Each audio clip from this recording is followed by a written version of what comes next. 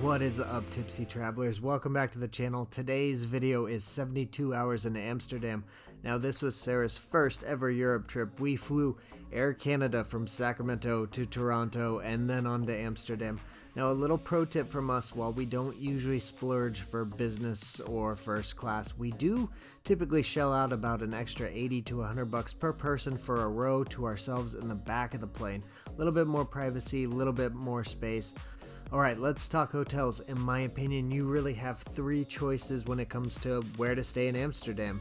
If price tag doesn't matter, it's obvious. Stay right in the heart of the city, close to De Wallen, the red light district. The energy is unbeatable. If you're like us, constantly on the go, you might want to stay near the airport. That might be a solid move. We knew we'd be taking the train to Belgium in a couple days out of the airport train station, so for us it made sense to be close to the airport. Now, when I was in Amsterdam solo before I met Sarah back in 2022, I stayed at a place called Schiphol on the outskirts of the Centrum. Fun fact, I didn't realize at the time until I saw the giant sign that is actually a hotel school. They train hospitality students from all around the world. It was really cool. Culinary students run the food court and the restaurant, and every room has a unique theme, vibe, modern, Victorian, you name it. It's a great option if you're on a budget, or even if you're not. It's only about 15 minutes to the city center, and across the street is a rooftop bar called Floor 17 with 360-degree views on the city. They even have markers on the glass to point out what you're looking at. For this trip, though, we were glad to be close to the airport because once we landed, we both crashed hard. The next morning, though, or 16 hours later, we woke up and we hit the city. We wandered through the city center and made our way to the Rijksmuseum.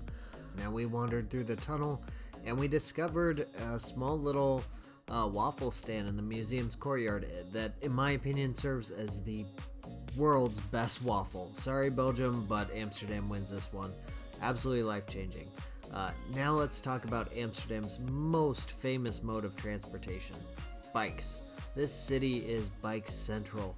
There are more bikes than people and cars combined, and trust us, if you get in a cyclist way, you are going to become public enemy number one to all the fine Dutch people.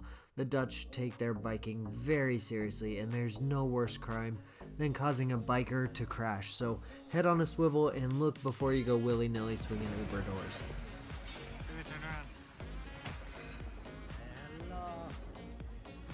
We ended up stumbling around Amsterdam only to find ourselves right in front of the Royal Palace. And to our surprise, there was absolutely no line to get in, so we kind of waltzed right in. Now, the Royal Palace of Amsterdam is actually a former city hall that was converted into a palace, and it's still used by the Dutch royal family for official functions.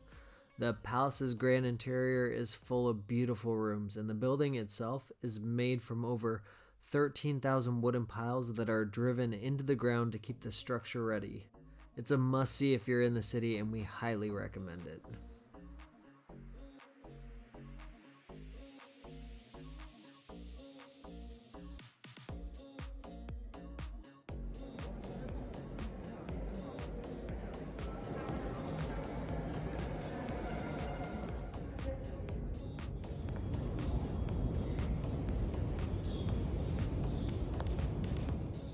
Next, it was time for our canal cruise that we booked through Viator. We paid about 30 euros each, and we made our profit back immediately with unlimited wine, cheese, charcuterie boards. The tour was about an hour long, and it was filled with great history and great humor from our amazing guides. In my opinion, there is absolutely no better way to take in Amsterdam than by the boat. Recycling here in Amsterdam. And most of those bikes eventually end up in the canal. Leaning to the left, to the right. You may have seen them already in the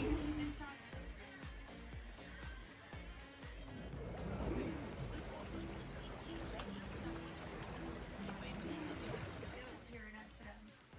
They don't get made on the water, of course, so to make them fit underneath the bridges, we place heavy objects inside, as in barrels of water, barrels of sand, to make it.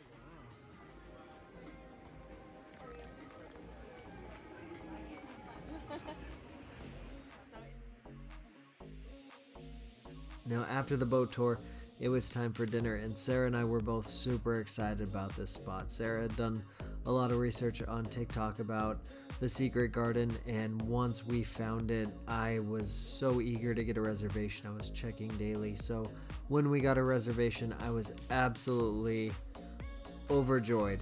The vibe here is a little bit dark, vintage, super cozy. It kind of feels like you've stepped into a chaotic 1920s European speakeasy with a lush garden growing through it. The drinks were amazing. The food was amazing. The vibes were 10 out of 10. Highly recommend. You must go to this spot.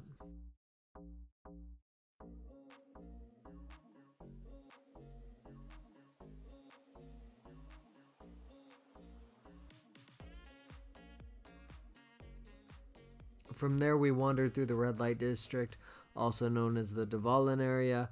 And a little tip for anybody visiting, respect the area and the people. Do be respectful. Don't be those people. It's a space that really runs on mutual understanding. Don't take photos or videos of the workers. Security is going to be on anything, and it's just not cool to act that way. That being said, we found the area to be super friendly, super clean, and full of history. A great spot, honestly, to just stroll the night away alongside the beautiful canals, wander into a coffee shop, and don't miss out on a chance to stroll into a liquor store and sample some local Genever. I highly recommend it, and it's an absolute Dutch staple. Our third and sadly our final day in Amsterdam, we got just a little bit of early breakfast to kind of cruise on over to the flower market, which is an absolute quintessential Amsterdam experience and, in my opinion, the best spot for souvenirs.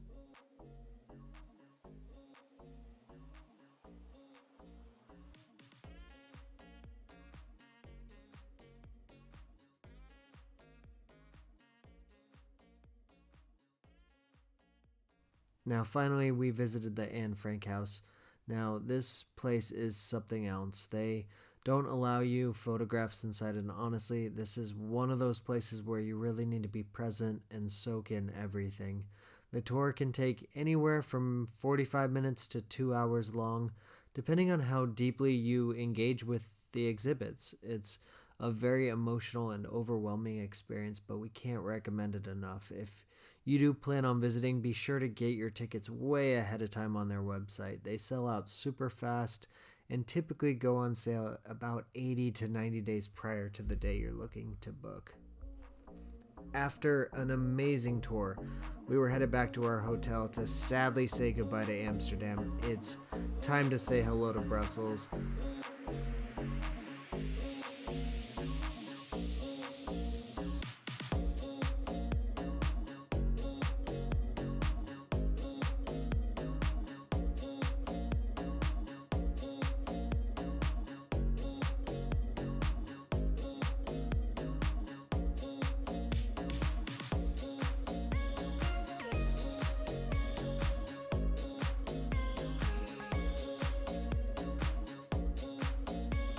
But Amsterdam, you were wonderful. We are going to miss you. We love you. And don't forget to like and subscribe, guys, and shoot us a message if you need any help with your Amsterdam travels. Delirium, Brussels, you are next. Let's get a little tipsy. Mia San Mia. Take care, guys.